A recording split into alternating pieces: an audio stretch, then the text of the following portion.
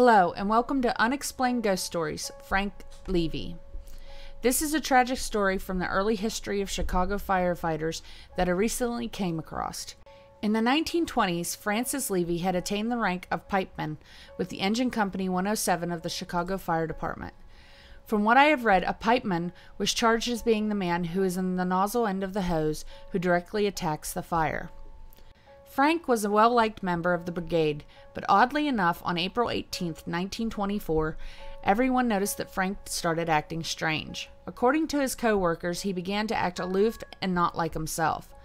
During this time, everyone was cleaning up the firehouse, and Frank was busy washing and cleaning the building's windows. Suddenly he stopped what he was doing, leaned against the window, and stated that he had the strangest feeling that he was going to die that day. As misfortune would have it, an off-duty streetcar conductor noticed flames coming from a 4-story building down on Curran's Hall. The conductor pulled the fire alarm, and at 7 p.m. the fire department arrived. The firefighters fought the blaze inside and outside while none of the crew had breathing apparatuses. According to reports, the men would fight the flames, then hand off the hose in order to run to the windows to try to get fresh air. Many of the men involved noticed how the flames seemed to run down the stairwells almost like a liquid.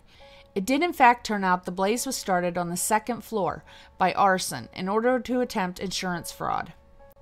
After half an hour, the structure weakened and the roof collapsed, crushing everyone inside, and the walls blew out, which damaged some of the fire engines. 30 minutes later, the flames were finally put out, but 9 firefighters were killed, more than 20 other crew members were injured, and a civilian was killed during rescue attempts. One of those 9 who had died was in fact Francis Leavey.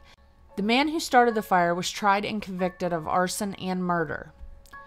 As odd as it may sound, a day after this tragedy, the crew noticed a strange black stain on the firehouse window that Frank had been cleaning the day prior.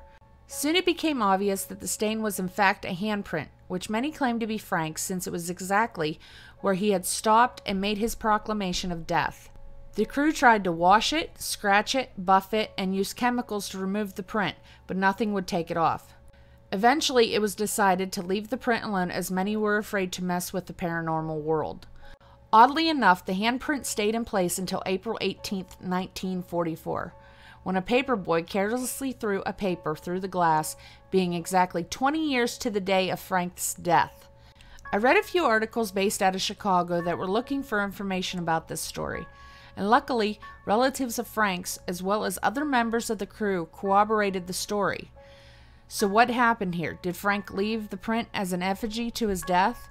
What gave him his sudden premonition of impending doom? With that, be safe, and I'll see you in the next one. Later.